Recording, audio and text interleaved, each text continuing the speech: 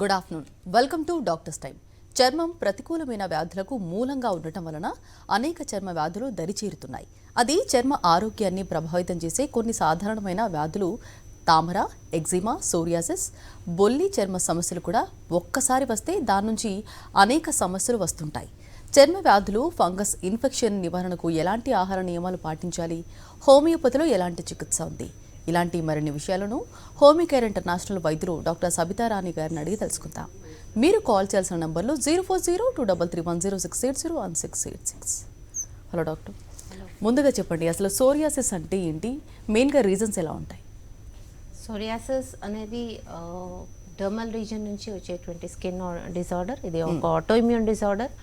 ఇది raised edges ఉంటూ ఈ యొక్క ప్యాచెస్ అనేది చాలా వెరీ పెక్యులియర్గా ఉంటాయి. Any physician can diagnose only by seeing, అంటే దాన్ని ఒక ప్యాచ్ని చూడటంతోనే దాన్ని గుర్తించవచ్చు. ఇది రేజ్డ్ ఎడ్జెస్తో సిల్వరీ ఫ్లేకీ స్కేల్స్ ప్రొడ్యూస్ అవుతూ ఉంటాయి. కొంతమందికి దురద ఉండొచ్చు, ఉండకపోవచ్చు, but it is an autoimmune disorder, genetically predisposed, అంటే ఫ్యామిలీలో ఎక్కువగా రన్ అయ్యేటువంటి అవకాశం ఎక్కువగా ఉంది. సోరియాసిస్లో మెయిన్గా ఆస్పిచ్ సైన్ అనేది పాజిటివ్గా ఉంటేనే దీన్ని సోరియాసిస్గా గుర్తించబడుతుంది. సో ఈ యొక్క సైన్ అనేది ఒకవేళ పిక్ చేసినట్టయితే కనుక, ఈ యొక్క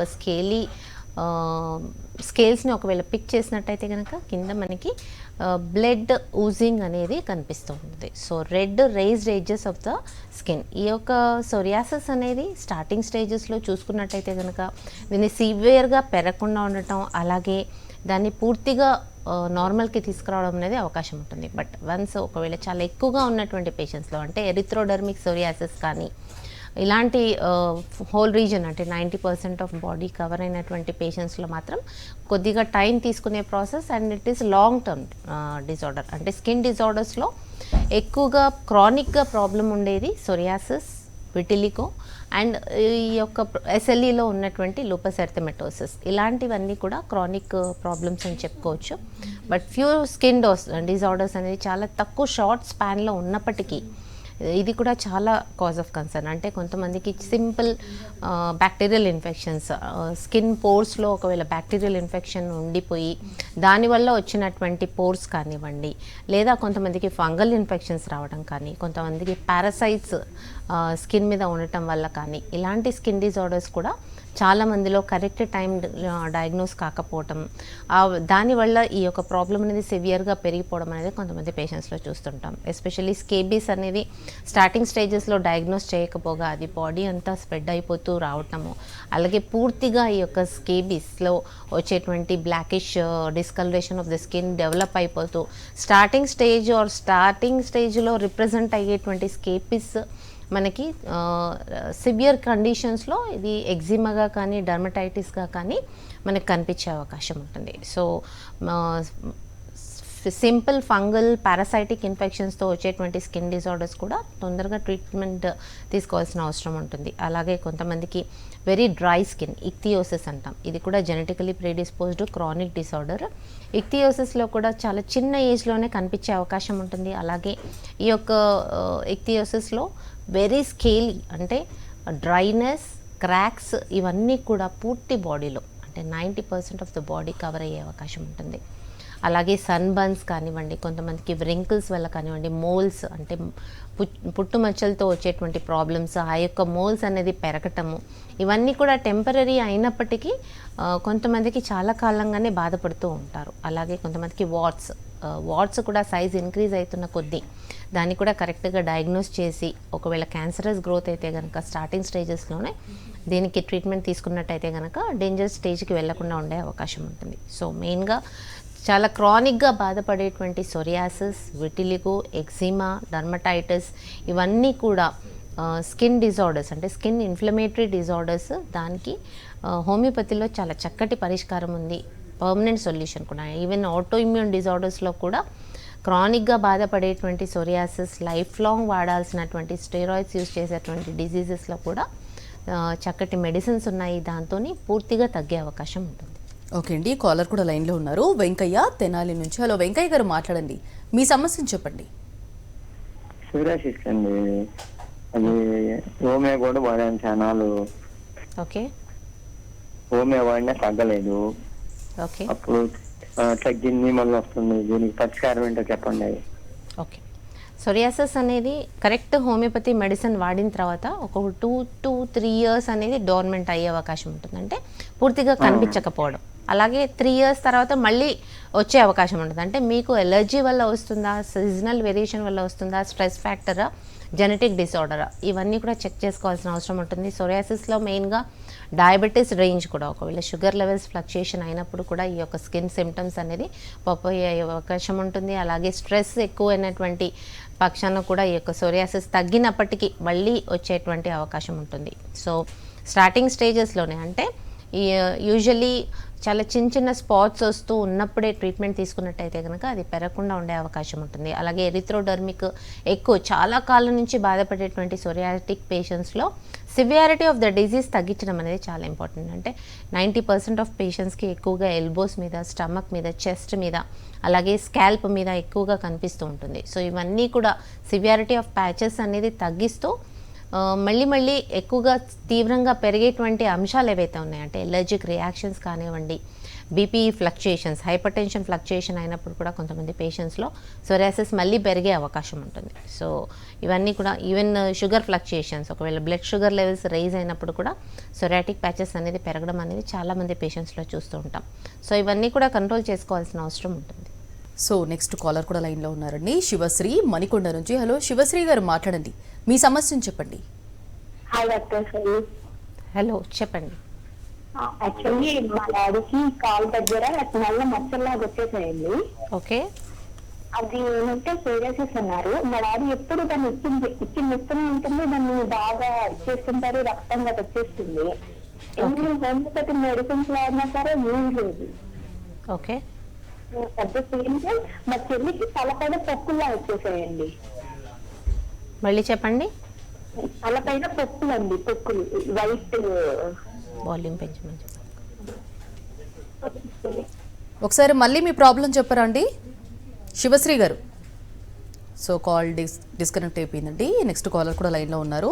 హలో హలో హలో, మాట్లాడండి, మీ సమస్యను చెప్పండి, డాక్టర్ గారు ఉన్నారు. మేడం, చెప్పండి. నా పేరు రవి మేడం. మీ పేరు? రవి. రవి, చెప్పండి రవి. మాకు అది మా చిన్నగా కొంచెం రౌండ్గా లేచింది మేడం, అది తామర టైపు. ఓకే, ఎక్కడ? మాకు మామూలుగా ప్రైవేట్ పాటలో రౌండ్గా లేచింది. ఓకే, అది ఉండే కొన్ని మామూలు పులుసులు లేస్తే ఇబ్బంది పడుతుంది బాగా. ఓకే, దురద ఎక్కువగా ఉంటుంది. ఫంగల్ ఇన్ఫెక్షన్స్ ఎప్పుడూ కూడా దురదలు చాలా ఎక్కువగా ఉంటాయి. ఆ ఇన్ఫెక్షన్ స్ప్రెడ్ అయ్యే అవకాశం ఉంటుంది ఒకరి నుంచి ఒకరికి కూడా. బట్ మీకు షుగర్ లెవెల్స్ ఏమైనా ఉన్నాయా, డయాబెటీస్ ఉందా? లేదు మేడం, లేదు.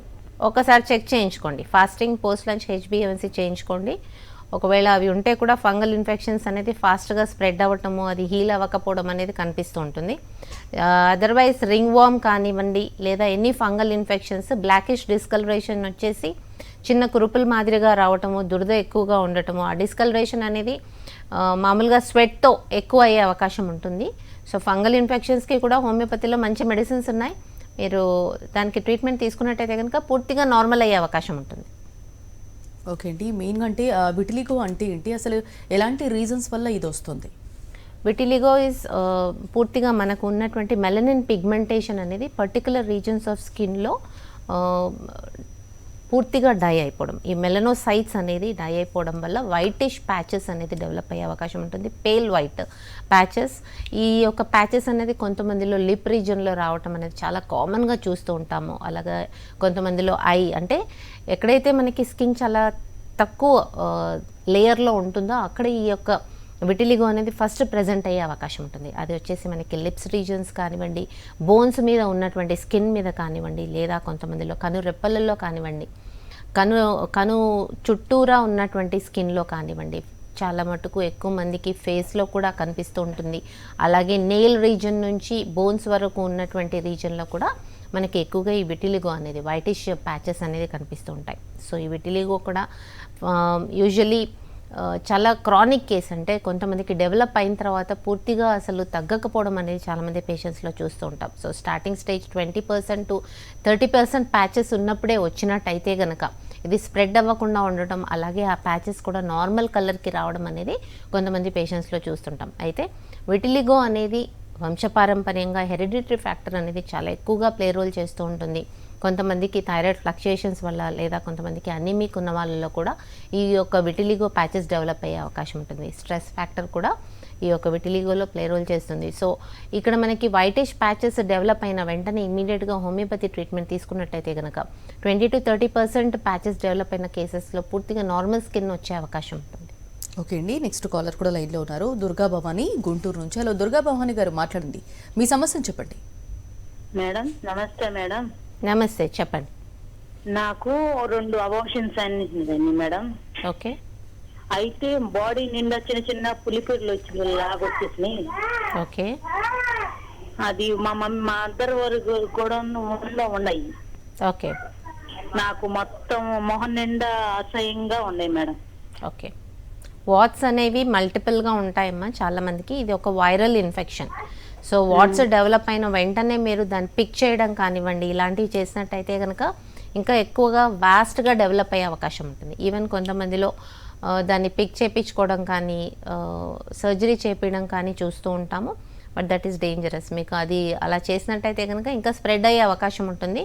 వాట్స్కి కూడా హోమియోపతిలో ట్రీట్మెంట్ ఉంది. మీకు వాట్స్ అనేది చాలా చిన్నగా రకరకాలుగా ఉండే అవకాశం ఉంటుంది. రెడ్డిష్, బ్లాకిష్, అలాగే స్కిన్ ట్యాగ్ అనేది ఎక్కువగా పెరగటం, ఇలాంటివన్నీ కూడా వైరల్ ఇన్ఫెక్షన్స్ వల్ల వచ్చే అవకాశం ఉంటుంది. ఇవి కూడా పూర్తిగా పోయే అవకాశం ఉంటుంది.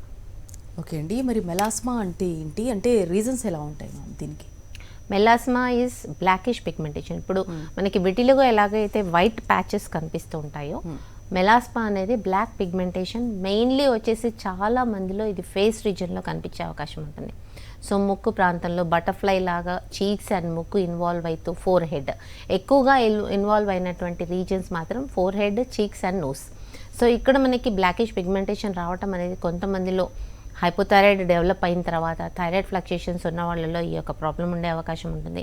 అలాగే హార్మోనల్ ఇంబ్యాలెన్స్, మెనోపాజల్ ఏజ్ గ్రూప్లో కూడా ఈ యొక్క మెలాస్మా అనేది చాలా ఎక్కువగా కనిపిస్తూ ఉంటుంది. సో హార్మోనల్ ఇంబ్యాలెన్స్ డెవలప్ కాకుండా ఉండటం అనేది చూసుకుంటూ హైపోథైరాయిడ్ ఫ్లక్చుయేషన్స్ నార్మల్గా ఉండాలి. అలాగే హైపోథైరాయిడ్ డిటెక్ట్ అయినటువంటి పేషెంట్స్లో అనీమియా ఎక్కువగా అంటే రక్త శాతం అనేది తగ్గిపోవడం అనేది జరుగుతుంటుంది. అలాంటి పేషెంట్స్లో కూడా ఈ యొక్క మెలాస్మా కానీ విటిలిగో కానీ డెవలప్ అయ్యే అవకాశం ఉంటుంది.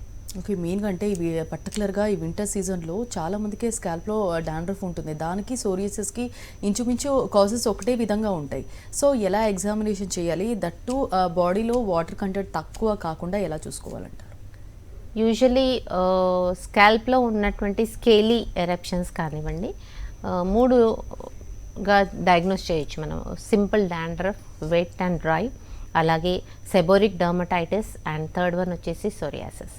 సో ఈవెన్ మీకు డాండ్రఫ్లో ఎక్కువగా రేజ్డ్ ఎడ్జెస్ ఆఫ్ ప్యాచెస్ అనేది ఉండదు. అంటే ప్యాచెస్ అనేది మీకు చేతికి తగులుతున్నట్టుగా కానీ దాని మీద చాప పొట్టులాగా రావటం కానీ డాండ్రఫ్లో కనిపించదు. ఇది పొడి మాదిరిగా రావటము, అలాగే ప్యాచెస్గా కనిపించకపోవటం, దురద మాత్రం ఉండటం, ఇది కూడా ఒక ఫంగల్ ఇన్ఫెక్షనే. సో డాండ్రఫ్ని మీరు రెగ్యులర్గా ఎవ్రీ ఆల్టర్నేట్ డేస్ వాష్ చేస్తూ ఉంటే కనుక డాండ్రఫ్ పూర్తిగా నార్మల్ వచ్చే అవకాశం ఉంటుంది. చాలా సివియర్ వెట్ డాండ్రఫ్ ఉన్న వాళ్ళకి మాత్రం దానికి కూడా ట్రీట్మెంట్ ఉంటుంది. ఒకవేళ మీరు అప్లై చేస్తున్నట్టు సివియర్ డ్రైనెస్ వల్ల కూడా ఈ యొక్క డాండ్రఫ్ డెవలప్ అయ్యే అవకాశం ఉంటుంది. అలాగే సెబోరిక్ డర్మటైటిస్లో కూడా మీకు ఈ యొక్క స్కేలీ ఎరప్షన్స్ ఉండే అవకాశం ఉంటుంది. అక్కడ కూడా నార్మల్గా పౌడరీ సబ్స్టెన్స్ వచ్చే అవకాశం ఉంటుంది. బట్ సెబోరిక్ డర్మటైటిస్లో ఇచ్చింగ్ పార్ట్ అనేది, దురద అనేది చాలా ఎక్కువగా ఉండే అవకాశం ఉంటుంది. వేరే సోరియాసిస్ అనేది రేజ్డ్ ఎడ్జెస్, క్రానిక్ ప్రాబ్లం. ఇక్కడ మీకు చెవు వెనక భాగం నుంచి బార్డర్ రీజన్స్లో, స్కాల్ప్ బార్డర్ రీజన్స్లో ప్యాచెస్ రావడము, థిక్ ప్యాచెస్ రావడం, దాని మీద నుంచి చేప పొట్టులాగా రావటం అనేది కనిపిస్తూ ఉంటుంది. మెయిన్గా వెరీ ఇంపార్టెంట్ సైట్స్ సోరియాసిస్లో వచ్చేసి ఇయర్ బ్యాక్ రీజన్లో, బార్డర్స్ ఆఫ్ స్కాల్ప్, వర్టెక్స్ అంటే పూర్తిగా తల పై భాగంలో ఉన్నటువంటి రీజన్లో రేజ్డ్ ఎడ్జెస్ ఆఫ్ ప్యాచెస్ ఉండటము, అక్కడ నుంచి స్కేలీ ఎరప్షన్స్ అంటే చాలా సిల్వరీ స్కేల్స్ రావటం అనేది ఈ యొక్క సోరియాసిస్ది ఇంపార్టెంట్ ఫీచర్. అక్కడ కూడా మీకు ఆస్పిచ్ సైన్ పాజిటివ్ ఉంటే కనుక దాన్ని సోరియాసిస్గా డయాగ్నోస్ చేయడం జరుగుతుంది. ఓకే అండి, నెక్స్ట్ కాలర్ కూడా లైన్లో ఉన్నారు. పాలయ్య అనంతపురం నుంచి. హలో పాలయ్య గారు, మాట్లాడండి, మీ సమస్యను చెప్పండి. మేడం నమస్తే. మేడం నమస్తే, చెప్పండి. మాకి మే నెలలో కోవిడ్ వచ్చింది మేడం. ఓకే. అప్పుడు షుగర్ లెవెల్స్ 250 అట్లా ఉండేది మేడం. ఇప్పుడైతే పూర్తిగా తగ్గింది. అంటే ఆకలి తర్వాత నైట్ పాస్ కూడా ఎక్కువ వస్తుంది మేడం. ఇప్పుడైతే నార్మల్ గా ఉంది మేడం. ఓకే. ట్రీట్మెంట్ అయితే మేము ట్రీట్మెంట్ కూడా మందులు కూడా వాడట్లేదు మేడం. అంటే ఎట్లా మేడం, భవిష్యత్తు లేదని మందులు వాడాల్సిందేనా? ఇప్పుడు మీకు మెయిన్ ప్రాబ్లం వద్దన్నారు మేడం. ప్రాబ్లం వచ్చేసి ఏముంది మనకి? అంటే షుగర్ వచ్చి ఉండేది మేడం అప్పుడు కోవిడ్ వచ్చినప్పుడు. ఓకే. ఇప్పుడు లేదన్నమాట ప్రెజెంట్. ఓకే. సో నార్మల్ అయిపోయింది, ఫీవర్ లెవెల్స్ తగ్గిపోయినాయి అనుకుంటే కనుక మీకు వేరే ప్రాబ్లమ్స్ అంటే షుగర్ కానివ్వండి, బీపీ కానివ్వండి, ఇలాంటివి ఉన్న వాళ్ళలో కొద్దిగా మీకు డైమర్ టెస్ట్ చేయించుకోవాల్సిన అవసరం ఉంటుంది. క్లాట్స్ అనేది ఫామ్ అయ్యేటువంటి అవకాశం ఆఫ్టర్ కోవిడ్ అనేది చాలా ఎక్కువగా కనిపిస్తూ ఉంటుంది. సో ఇలాంటి పేషెంట్స్కి ఒకవేళ షుగర్తో కానీ బీపీతో బాధపడుతున్న పేషెంట్స్లో క్లాట్స్ ఫామ్ అవ్వకుండా కొన్ని మెడిసిన్స్ వాడాల్సిన అవసరం ఉంటుంది. సో మీ యొక్క రీజన్ అంటే సిస్టమిక్ ప్రాబ్లమ్స్ ఏమన్నా కోమార్బిడిటీస్ ఉన్నట్టయితే కనుక దాని ప్రకారమే ట్రీట్మెంట్ తీసుకోవాల్సిన అవసరం ఉంటుంది. ఓకే. మెయిన్గా అంటే ఇప్పుడు కొంతమందికి వైట్ మచ్చల్లాగా వచ్చినప్పుడు చాలామంది క్రీమ్ రాసేసి అవి కొన్ని రోజులు వాడేసి తగ్గిపోయింది కదా అని వదిలేస్తారు. సో అలా నెగ్లెక్ట్ చేస్తే ఈ విటిలిగో అనేది అంటే ఎలాంటి కాంప్లికేషన్స్ ఉంటాయి? యూజువల్లీ విటిలిగో అనేది చాలా మందికి చాలా చిన్న స్పాట్స్ వచ్చి చాలా ఇయర్స్ టుగెదర్ కూడా అదే స్పాట్ వరకు ఆగటం, దానివల్ల దాన్ని విటిలిగోగా డయాగ్నోస్ చేయకపోవడం అనేది తెలుస్తుంది. బట్ హైపోపిగ్మెంటెడ్ ప్యాచెస్కి విటిలిగోకి చాలా డిఫరెన్స్ ఉంటుంది. Vitiligo is pale white substance. అక్కడ మీకు మెలనోసైట్స్ పూర్తిగా పనిచేయడం మానేయటం వల్ల ప్యూర్ వైట్ పేల్ స్కిన్ అనేది కనిపిస్తూ ఉంటుంది విటిలిగోలో. అది చాలా చిన్న స్పాట్ అయినప్పటికీ దానికి కాన్స్పిక్వస్గా దాన్ని విటిలిగోగా డయాగ్నోస్ చేయవచ్చు. అలాగే మీకు హైపోపిగ్మెంటెడ్ ప్యాచెస్ ఫంగల్ ఇన్ఫెక్షన్స్లో కూడా వచ్చే అవకాశం ఉంటుంది. సో ఫంగల్ ఇన్ఫెక్షన్స్లో కానివ్వండి లేదా విటమిన్ డెఫిషియన్సీ వల్ల వచ్చినటువంటి హైపోపిగ్మెంటెడ్ ప్యాచెస్, ఇక్కడ మెయిన్గా మనకి విటమిన్ బి డెఫిషియన్సీ ఉన్న వాళ్ళలో ఈ యొక్క హైపోపిగ్మెంటెడ్ ప్యాచెస్ చాలా చిన్న పిల్లల్లో కనిపించే అవకాశం ఉంటుంది. ఈ యొక్క ప్రాబ్లం హైపోపిగ్మెంటెడ్ ప్యాచెస్ సైట్ అనేది విటిలిగోతో చాలా డిఫర్ అయ్యే అవకాశం ఉంటుంది. అంటే ఇది చిన్న రీజన్లో కానీ చీక్స్ రీజన్లో కానీ ఈ యొక్క హైపోపిగ్మెంటెడ్ ప్యాచెస్ డెవలప్ అయ్యే అవకాశం ఉంటుంది. అలాగే ఫంగల్ ఇన్ఫెక్షన్స్ కూడా కొంతమందిలో రౌండ్ వైట్ ప్యాచెస్ అనేది కనిపిస్తూ ఉంటాయి. ఈ యొక్క ఫంగల్ ఇన్ఫెక్షన్స్ అనేది బాడీ అంతా కూడా స్ప్రెడ్ అయ్యే అవకాశం ఉంటుంది. సో ఫంగల్ ఇన్ఫెక్షన్స్లో కానీ హైపోపిగ్మెంటెడ్ ప్యాచెస్లో కానీ చాలా త్వరగా ఈ యొక్క ప్రాబ్లం అనేది క్యూర్ అయ్యే అవకాశం కూడా ఉంటుంది. ఓకే అండి. నెక్స్ట్ కాలర్ కూడా లైన్లో ఉన్నారు, కృష్ణారావు నంద్యాల నుంచి. హలో కృష్ణారావు గారు, మాట్లాడండి, మీ సమస్యను చెప్పండి. అమ్మా నమస్తే అమ్మా. నమస్తే, చెప్పండి. అమ్మా మాకు కీలాయిడ్స్ వచ్చినాయమ్మా మొత్తం ఈ గడ్డం మీద తర్వాత ఒంటి మీద అంతా. అదేమో దానికి మెడిసిన్ లేదండి, మరి హోమియోపతిలో ఏముందమ్మా? ఏమవుతుంది గొంతు భాగంలో? కీలాయిడ్స్ అని బుడుపులాగా వస్తున్నాయమ్మా స్కిన్ మీద. ఓకే. ఎక్కడ తెగినప్పుడు కానీ ఏదన్నా దెబ్బ తగిలినప్పుడు అలా ఉబ్బులాగా వస్తుంది. ఓకే. ఆ తర్వాత దాని మీద పొట్టులాగా ఏమైనా వస్తుందా? పొట్టు ఏముండదు మళ్ళీ అది ఒక ఓకే. కిలాయిడ్స్ అనేది ఉబ్బులాగా కనపడుతుందమ్మా. యా కిలాయిడ్స్ అనేది ఎక్సెస్ సాఫ్ట్ టిష్యూ అనేది స్కిన్ మీద డెవలప్ అవుతుంది. మేబీ ఏదైనా ఫారెన్ సబ్స్టెన్స్ అనేది గుచ్చుకుపోయినప్పుడు కానివ్వండి లేదా కట్స్ అయినప్పుడు కానీ కిలాయిడ్స్ డెవలప్ అయ్యే అవకాశం ఉంటుంది. కిలాయిడ్స్ కూడా సర్జికల్ ఇంటర్వెన్షన్ కానీ నీడిల్ ఇంటర్వెన్షన్ కానీ తీసుకున్నట్టయితే కనుక చాలా సివియర్గా స్ప్రెడ్ అయ్యే అవకాశం ఉంటుంది. సో కిలాయిడ్స్ని యూజువలీ హోమియోపతిలో కిలాయిడ్స్ సైజ్ తగ్గించడం, దాంట్లో ఉన్నటువంటి కాంప్లికేషన్స్ ఇచ్చింగ్ కానీ దురదలు కానీ ఇవి తగ్గించడం జరుగుతుంది. బట్ దాని యొక్క సైజ్ అనేది కొంతమందిలో చాలా యాక్టివ్గా ఇచ్చింగ్ పార్ట్ అనేది చాలా ఎక్కువగా ఉంటుంది కిలాయిడ్లో. సో అక్కడ స్ప్రెడ్ అయ్యేటువంటి అవకాశం కూడా ఎక్కువ ఉంటాయి. సో కిలాయిడ్కి పూర్తిగా ట్రీట్మెంట్ లేనప్పటికీ అవి స్ప్రెడ్ కాకుండా ఉండటం అనేది చాలా ఇంపార్టెంట్. ఓకే అండి. నెక్స్ట్ కాలర్ కూడా లైన్లో ఉన్నారు, సిద్ధ అనంతపురం నుంచి. హలో సిద్ధ గారు, మాట్లాడండి, మీ సమస్యను చెప్పండి. హలో మాట్లాడండి, మీ సమస్యను చెప్పండి. హలో హలో నమస్తే. నమస్తే అండి, మాట్లాడండి, డాక్టర్ గారు ఉన్నారు, మీ సమస్యను చెప్పండి. హలో చెప్పండి సిద్ధ గారు. మేడం, మాకు ఇది వైట్ ఫంగస్ వచ్చినాయి, కాళ్ళపైన చుక్కులు వెళ్తున్నాయి. ఓకే. అది ఇప్పుడు స్ప్రెడ్ అయ్యాయి మేడం, ఇంకేమో కొంచెం చెప్పండి. ఓకే. White patches. అవును మేడం. ఓకే. ఎప్పటి నుంచి ఉన్నాయి మీకు? మాకు 1 మంత్ అయింది మేడం. దాని మీద సెన్సేషన్ తెలుస్తోందా? చేసేది తెలుస్తుంది మేడం.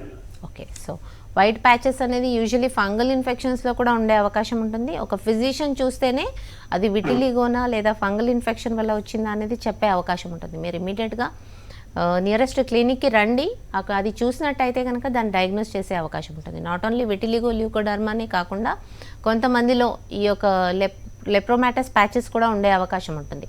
సో దాన్ని డయాగ్నోస్ చేయాల్సిన అవసరం ఉంది. ఓకే, మరి తామర అంటే ఏంటి, అసలు ఈ తామర అనేది ఎందుకు వస్తుంది, ఎలాంటి రీజన్స్ వల్ల? తామర అనగా ఇది ఒక ఫంగల్ ఇన్ఫెక్షన్. ఈ యొక్క ఫంగల్ ఇన్ఫెక్షన్లో మెయిన్గా కొంతమందికి వైట్ ప్యాచెస్ వచ్చే అవకాశం ఉంటుంది. But usually red papules develop అవుతూ ఒక రింగ్ లాగా ఫామ్ అవ్వటము, ఆ యొక్క రీజన్ పూర్తిగా నలుపుగా మారిపోవటం అనేది ఈ యొక్క తామరలో ఉంటూ ఉంటుంది. రింగ్ వామ్లో కూడా మనకి ఫంగల్ ఇన్ఫెక్షన్స్, పారాసైటిక్ ఇన్ఫెక్షన్స్ కూడా తోడయ్యే అవకాశం ఉంటుంది. యూజువల్లీ సూపర్ యాడెడ్ ఇన్ఫెక్షన్స్ కూడా డెవలప్ అయ్యే అవకాశం ఉంటుంది. సో స్కేబిస్లో కానివ్వండి, రింగ్ వామ్లో కానివ్వండి, బ్యాక్టీరియల్ ఇన్ఫెక్షన్తో పాటు ఫంగల్ ఇన్ఫెక్షన్ డెవలప్ అయ్యేటువంటి అవకాశం చాలా మందిలో కనిపిస్తూ ఉంటుంది. ఇక్కడ వచ్చేసి మనకి మెయిన్గా హైజీన్ మెయింటైన్ చేయడం అనేది ఇంపార్టెంట్. సో రెగ్యులర్గా హ్యాండ్స్ వాష్ చేసుకోవడం, అలాగే ఒకవేళ తామర కానీ ఇలాంటివి ఏమైనా డెవలప్ అయినప్పుడు వాళ్ళ క్లోత్స్ కానివ్వండి, లేదా వాళ్ళు యూజ్ చేసినటువంటి ఆల్ బెడ్షీట్స్, ఎనీ యాక్సెసరీస్ వాళ్ళు సపరేట్గా వాష్ చేసుకోవడం, డెటాల్తో వాష్ చేయడం, బేర్ సన్లైట్లో ఇవన్నీ డ్రై చేయడం అనేది చాలా ఇంపార్టెంట్. ఈవెన్ స్కేబీస్లో కానివ్వండి, ఫంగల్ ఇన్ఫెక్షన్స్లో కానివ్వండి, తామర, రింగ్ వామ్ ఇలాంటివన్నీ కంటేజియస్ స్కిన్ ప్రాబ్లమ్స్ ఉన్న వాళ్ళందరూ కూడా ఈ యొక్క అన్నీ కూడా ఫాలో అవ్వాల్సిన అవసరం ఉంటుంది. ఓకే అండి, నెక్స్ట్ కాలర్ కూడా లైన్లో ఉన్నారు. అజయ్ బాబు తిరుపతి నుంచి. హలో అజయ్ బాబు గారు, మాట్లాడండి, మీ సమస్యను చెప్పండి. Hello doctor. చెప్పండి అజయ్ బాబు. డాక్టర్, అది నాకు 2 years బిఫోర్ హెడ్ మీద వైట్ ప్యాచెస్ వచ్చిందండి. అది డాక్టర్ ఏమో విట్లిగో అని చెప్పారు. ఓకే. అది దాని తర్వాత అంటే బాడీలో కూడా చాలా చోట్ల వచ్చింది, చీక్స్ అండ్ అరికాలు అక్కడంతా వచ్చిందండి. అక్కడ తగ్గిపోయింది. ఓకే. కానీ వైట్ హెయిర్ దాని మీద అది ఇంకా అట్లానే ఉంది, అంటే స్టేబుల్ గా ఉంది, అంటే ఏం తగ్గట్లేదు, అలా పెరగట్లేదు కూడా. ఓకే. సో మీకు వేరే ప్యాచెస్ తగ్గినాయి అని చెప్తున్నారు కదా, మీరు ఏం ట్రీట్మెంట్ వాడారు? మేము హోమియోపతియే వాడామండి. అంటే దాదాపు ఒక 1.5 year నుంచి అదే వాడుతున్నాం. Okay, very good. సో హోమియోపతిలో విటిలిగో తగ్గింది అంటే మీకు మళ్ళీ వచ్చే అవకాశం ఉండదు. అలాగే మీకు తలలో ఉన్నటువంటి ప్యాచ్ కూడా తగ్గే అవకాశం ఉంది. అంటే మేబీ వైట్ హెయిర్ డెవలప్ అయింది, బట్ అక్కడ ఉన్నటువంటి స్కిన్ రీజన్లో మీకు హైపర్ పిగ్మెంటెడ్ ప్యాచ్ అంటే నల్ల స్పాట్స్ వచ్చేసి ఉండవచ్చు, చూసుకోండి, అది కూడా తగ్గే అవకాశం ఉంటుంది. ఓకే, మరి ఎగ్జిమా అంటే ఏంటి, ఎగ్జిమా ఎలాంటి రీజన్స్ వల్ల వస్తుంది? యూజువలీ ఎగ్జిమా అనగా అలర్జిక్ రియాక్షన్ చాలా మటుకు ఎక్కువ మందిలో ఈ యొక్క సైజ్ అనేది హ్యాండ్స్ మీద కానివ్వండి, ఎల్బోస్ మీద, యూజువల్లీ యాంకిల్ జాయింట్స్లో, కాళ్ళల్లో ఉన్నటువంటి ankle జాయింట్స్లో simple papules, red papules రావటము, అలాగే అవి వెట్గా ఉండటం, అంటే దాంట్లో నుంచి ఆయిలీ సెక్రీషన్ కానివ్వండి, వాటరీ సెక్రీషన్ రావటం అనేది ఎగ్జిమాలో ఎక్కువగా కనిపిస్తుంటుంది. చాలామందిలో ఇది ఒక ఎలర్జిక్ రియాక్షన్ అని చెప్పుకోవచ్చు. వాళ్ళు తీసుకున్నటువంటి ఫుడ్ వల్ల కానివ్వండి, లేదా ఎనీథింగ్ ఎక్స్పోజ్డ్, అంటే వాళ్ళు యూస్ చేసినటువంటి సోప్ కానివ్వండి, లేదా ఎన్ని పర్ఫ్యూమ్స్ ఇలాంటివి యూస్ చేసినప్పుడు కూడా ఈ యొక్క ఎగ్జిమా అనేది డెవలప్ అయ్యే అవకాశం ఉంటుంది. ఇందులో ఎగ్జిమా కూడా క్రానిక్ ప్రాబ్లం, కొంతమందిలో బై బర్త్ చిన్నపిల్లల్లో ఉండటం అనేది కనిపిస్తూ ఉంటుంది. దాన్నే మనం ఎటోపిక్ డర్మటైటిస్ కూడా అంటూ ఉంటాం. సో సేమ్ సిమ్టమ్స్ డెవలప్ అవుతున్నప్పటికీ, papules, simple red papules with itching and watery discharge ఉన్నప్పటికీ ఈ యొక్క ప్రాబ్లం అనేది క్రానిక్గా రిపీట్ అవ్వటం అనేది చూస్తూ ఉంటాం. సో ఎగ్జిమా అండ్ డర్మటైటిస్ కూడా పూర్తిగా క్యూరబుల్. అంటే కొంతమందికి ఒక 3 to 4 years ఈ యొక్క ఎగ్జిమా వల్ల రేజ్డ్ ప్యాచెస్ డెవలప్ అవ్వడం, దాని నుంచి వాటరీ సెక్రీషన్ ఉండడం కూడా చాలామందిలో చూస్తూ ఉంటాము. సో ఇలాంటి రేజ్డ్ ప్యాచెస్ కూడా పూర్తిగా హోమియోపతి ట్రీట్మెంట్తో నార్మల్ అయినటువంటి కేసెస్ చూస్తాం. ఓకే, మెయిన్గా అంటే సోరియాసిస్లో చూసుకుంటే కనుక పులుపు అసలు తినకూడదు అంటారు కదా, ఎందుకు, ఏ రీజన్ వల్ల? యూజువలీ సోరియాసిస్ కానీ, విటిలిగో కానీ ఇవన్నిటికీ కూడా డైట్ రెస్ట్రిక్షన్స్ అనేది కూడా ఏవి ఉండవు. యూజువలీ ప్రోటీన్ ఇంటేక్ కొద్దిగా తక్కువ చేస్తే కనుక సిఆర్పి లెవెల్స్ రేజ్ అవ్వకుండా ఉంటాయి. దానివల్లే ఇన్ఫెక్షన్స్ బాడీలో తక్కువ అయ్యే అవకాశం ఉంటుంది. సో ఎలర్జిక్ రియాక్షన్స్ అనేది ఉన్న వాళ్ళలో very particular to every person, ఇది పులుపు అని కాదు, కొంతమందిలో groundnut, very common things, allergic reaction చూపించేటువంటి థింగ్స్ వచ్చేసి మనకి groundnut, fish, seafood ఇలాంటివి. సో ఇవన్నీ కూడా ఒకవేళ వాళ్ళు తిన్నప్పుడు వాళ్ళ ప్రాబ్లమ్స్ అనేది ఎక్కువగా ఉన్నట్టయితే కనుక ఈ యొక్క ఫుడ్ని మనం రెస్ట్రిక్ట్ చేయడం జరుగుతుంది. అలాగే కొన్ని కాంప్రహెన్సివ్ ఎలర్జీ టెస్ట్ అనేది కూడా చేయడం జరుగుతుంది. ఒకవేళ కాంప్రహెన్సివ్ ఎలర్జీ టెస్ట్ చేసినట్టయితే కనుక మీకు వెరీ పర్టికులర్, అంటే కొంతమందిలో ఈవెన్ రైస్ అలాగే వీట్ గ్లూటెన్ రిచ్ ఫుడ్ తీసుకున్నప్పుడు కూడా ఈ యొక్క ప్రాబ్లం అనేది పెరగడం అనేది చూస్తుంటాం. సో ఈ యొక్క టెస్ట్లో ఒకవేళ వాళ్ళకు ఉన్నటువంటి ఎలర్జీ సబ్స్టెన్స్ తెలుసుకుంటే దాన్ని స్టాప్ చేయడం అనేది జరుగుతుంది. ఓకే, స్కిన్ ప్రాబ్లమ్స్ గురించి చాలా డీటెయిల్గా చెప్పారండి. Thank you so much. ఇది వాటి doctors time. Stay tune to Sakshi.